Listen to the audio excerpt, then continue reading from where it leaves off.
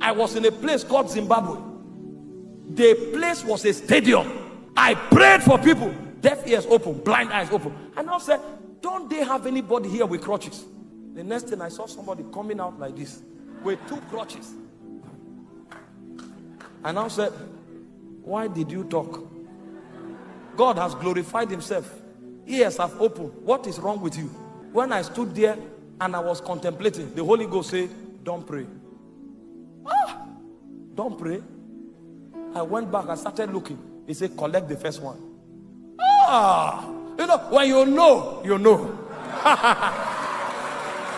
When I heard it, I started playing. I now stood and said, somebody is afraid for me. Don't be afraid. I said, give me the first one. He gave me. I said, walk. He started walking. When I saw that the waist was becoming strong, I jumped down. The lion has come. I looked at him. Guess what? I started dancing with him. I collected the second one. When the guy started walking, everywhere erupted. But I knew the trigger. If you believe, you will see it. If you don't believe, you will not see it. Power has codes. And one of the code is the code of faith.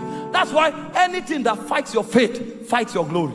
And you don't need to go to school of theology to have faith. The day you will receive Christ, Romans 12 verse 3, faith was credited to your spirit. You are a creature of faith. The cab that brought you here, did you see the certificate of the driver? Why didn't you ask the driver, which driving school did you go to? Let me see your driver's license. You enter the car, you say, take me to the church. You just knew he will take you. When you enter the aircraft, did you check whether there was pilot? You entered, they started snapping selfie, posting on Instagram that you are in first class, you are in business class, and you were not afraid. The plane took off and landed. You never saw pilot, but you believed there was pilot. Now when there is cancer, you start, where are the angels of heaven? Who told you you don't have faith? You were born with faith. Faith is in your spirit. Do you know how you activate faith?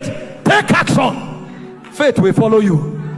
When you come for a meeting, imagine that dead men will rise. Imagine that cripples will walk. Imagine that blind eyes will see. And when you come, command them to see. When you finish commanding, God shows up and pays the bill. Because you can't set him up. He's called Alpha Omega. He has more than enough. You can't even make a demand that God can't pay.